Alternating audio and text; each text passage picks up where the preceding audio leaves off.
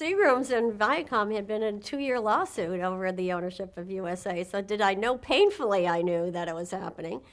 And you know, it was, again, over the issue about all networks owned by any of the owners had to run them under USA. And of course, by this time, Sumner Redstone had acquired MTV networks.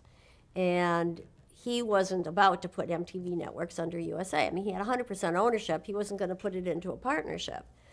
And that's understandable, you know, that he wouldn't want to do that. At that time, by that time, MCA had already sold to Matsushita. And Sid and Lou really didn't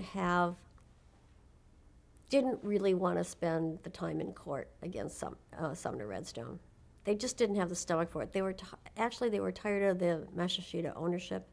I don't think they realized what it was going to be like selling the studio and having bosses that they never had before, and especially bosses that spoke Japanese, and they had to go to Japan. And I remember seeing the pictures of them in this sea of Japanese faces, and Lou and Sid sitting there in the front row, and I thought, well, you know, they just didn't want to take on the fight.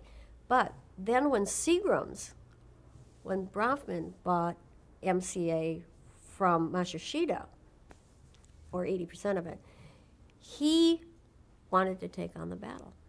And people thought, well, you know, milquetoast Edgar Bronfman Jr. Well, he didn't turn out to be milquetoast. He turned out to be the only person that wanted to take on Viacom on that issue of ownership of the basic cable networks. And he was really looking to force Viacom to sell.